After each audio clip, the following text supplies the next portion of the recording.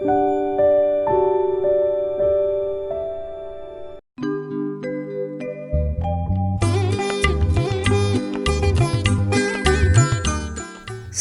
සිනමාවේ නිලරජන යන විරුදාවලියෙන් හඳුන්වන මාලනී සෙනෙහලතා ෆොන්සේකා නම් වූ ප්‍රතිභාපූර්ණ අද්විතීය රංගන ශිල්පිනියගේ කතාවයි.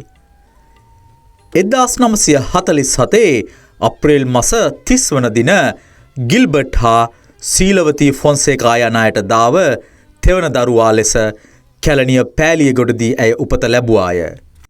උපතින් පසු ඔවුන් නුගේගොඩ ජම්බුගස් මුල්ල පදිංචියට ගිය අතර 1952 දී මාලනිය ඇගේ අධ්‍යාපන කටයුතු ශාන්ත ජෝන් විද්‍යාලයෙන් ආරම්භ කළාය. නැවත පදිංචිය වෙනස් කරමින් ඔවුන් කැලණියේ වෙදමුල්ලට පැමිණීම නිසා ඇය පාසල වෙනස් කරමින් කැලණිය ගුරුකුල විද්‍යාලයට ඇතුළු වූවාය. ඇය සිය අධ්‍යාපන කටයුතු හමාර කරන්නේත් එම විද්‍යාලයේදීමය. ඇගේ විවාහ දිවිය ගැන කතා කිරීමේදී උපාලි සේනානායක මහතා සමග 1965 වසරේදී විවාහ වී 1980 දී එම විවාහයෙන් වෙන් විය. නැවත 1986 දී ලකී ඩයස් නම් ප්‍රතිභාපූර්ණ රංගනවේදියා සමග විවාහ වන ඇය 2011 වර්ෂයේදී ඔහුගෙන් වෙන් විය. ඇයගේ දේශපාලන දිවිය ගැන කතා කිරීමේදී 2010 අප්‍රේල්හිදී එක්සත් ජනතා නිදහස් සන්ධානය විසින් ජාතික ලයිස්තුව යටතේ ඇයට පාර්ලිමේන්තු සමාජිකත්වය ලබා දෙන ලදී. ඇයගේ වෘත්තීය දිවිය අද්විතීය එකක් වූ අතර ඇගේ රංගන දිවිය ආරම්භ කරන්නේ වේදිකාවෙනි. 1963 දී නොරතරත වේදිකා නාට්‍යයේ රැඟූ ඇය 1968 දී රංගපෑ අකල්වැස්ස වෙනුවෙන් හොඳම වේදිකා නාට්‍ය නිළිය ලෙස ජාතික සම්මානයෙන් පවා පිදුම් ලැබුවාය. ඇය වේදිකා නාට්‍ය 14කට සිය ප්‍රධාන රංගනය එක් කළාය. ඇය සිනමා දිවියට පිවිසෙන්නේ 1968 වසරේදී තිස්ස ලියනසූරියගේ පුංචි බබා චිත්‍රපටයෙනි. ඉන්පසු එම වසරේදීම ඇය අබුද්දස්ස කාලේ දහසක් සිතුවිලි සහ ආදරවන්තයෝ යන චිත්‍රපටවලද රැඟුවාය. ඇය රඟපෑ සමස්ත චිත්‍රපට සංඛ්‍යාව 140ක් පමණ වේ.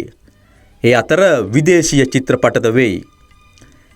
ඇයගේ සාර්ථකම චිත්‍රපට ලෙස ලෙස්ටර් ජේම්ස් පීරිස් මහතාගේ නිධානය, අමරනාත් ජයතිලක මහතාගේ සිරිපාල සහ රන්මැණිකා, ධර්මසේන පතිරාජ මහතාගේ එයා දැන් ලොකු ළමයෙක් සහ බඹුරු ඇවිත් යන ඒවා හඳුනාගත හැක. ඇගේ දිවියේ විශේෂ සන්ටුහනක් තබමින් 1984 දී සසර චේතනා යන චිත්‍රපටය අධ්‍යක්ෂණය සහ නිෂ්පාදනය කළාය. ඇය විසින්ම 1987 දී අහිංසා සහ 1991 දී ස්ත්‍රී යන චිත්‍රපටද අධ්‍යක්ෂණය කෙරිනි. 1978 වසරේදී ඇය දෙමළ රංගන ශිල්පී සිවාජි ගණේසන් සමග ෆයිලඩ් ප්‍රේම්නාත්හි රැඟුවාය. පසු කාලීනව ඇය රූපවාහිනියට ප්‍රවිෂ්ට වූවාය. ඇය රඟපෑ මැනලද පුතේ කිරිදුන්නේ, පිටගම්කාරයෝ, කෙම්මුර සහ අමුදරුවෝ යන ටෙලිනාට්‍ය සඳහා ප්‍රශංසා හිමි විය. පිටගම්කාරයෝ සහ කෙම්මුර යන ටෙලිනාට්‍යවල දැක්වූ ප්‍රභාමත් රංගනය වෙනුවෙන් ඇයට සුමිති සම්මාන උළෙලේ හොඳම ටෙලිනාට්‍ය නිළිය සම්මානය හිමි විය. මාලනී සැනසිලි සුවඳ, නිරූපා මල වැනි ටෙලිනාට්‍ය අධ්‍යක්ෂණය කරමින් ලාංකික ටෙලිනාට්‍යයක් අධ්‍යක්ෂණය කළ පළමු කාන්තාව බවටද ඇය පත් වූවාය. මෑත කාලේ ඇය රඟපෑ අවසන් චිත්‍රපටය ලෙස ප්‍රසන්න විතානගේ මහතාගේ ආකාස කුසුම් හැඳින්විය හැක. රිදී තිරයේ මාලනීගේ රංගන වෘත්තිය ගාමිණී ෆොන්සේකා සමග තවත් උපවත් විය. ජාත්‍යන්තර තලයේ සම්මාන හිමිකරගත් පළමු ශ්‍රී ලාංකික නිළිය වූයේ මාලනියයි. 1975 දී මොස්කව් ජාත්‍යන්තර චිත්‍රපට උළෙලේදී ඇය ජූරියේ විශේෂ සම්මානය හිමිකර ගැනීමත් සමගයි. 1977 නවදිල්ලි චිත්‍රපට උළෙලේදී ඇය තවත් සම්මානයක් හිමිකර ගත්තාය.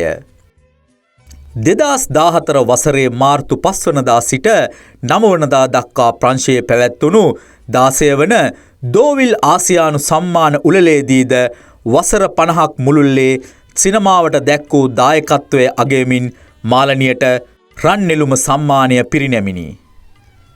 සරසවි සම්මාන හැරුණුකොට ඇය ජනාධිපති සම්මාන OCIC සම්මාන වලින්ද පිදුම් ලැබුවාය. මාලනීයේ නමින් 2003 අප්‍රේල් 30 වනදා බණ්ඩාරනායක අනුස්මරණ ජාත්‍යන්තර සම්මන්ත්‍රණ ශාලාවෙහි පැවති මාලනී ෆොන්සේකා අභිනන්දන උළෙලට එවක ජනාධිපතිනිය වූ චන්ද්‍රිකා බණ්ඩාරනායක කුමාරතුංග මැතිනියද සහභාගී වෙමින් දශක 4ක් තිස්සේ ශ්‍රී ලාංකීය සිනමාවට ඇය දැක් වූ සේවාව අගය කළාය. 2008 ජනවාරියේදී USA ලොස් ඇන්ජලිස්හි වසන ශ්‍රී ලාංකිකයන් විසින් මාලනියට උපහාර උත්සවයක් පවත්වන ලදී.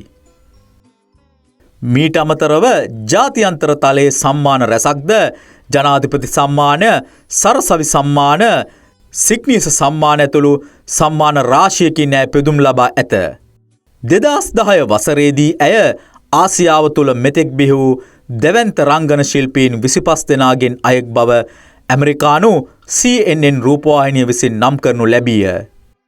සිංහල සිනමාවට වේදිකාවට සහ පුංචි තිරයට අමිල සේවාවක් ඉටු කර ඇය අසනීප තත්ත්වයක් හේතුවෙන් වසර 78ක් ආයු වළඳා 2025 මැයි මස 24 වන දින අප අතරින් සදහටම සමුගත්තාය.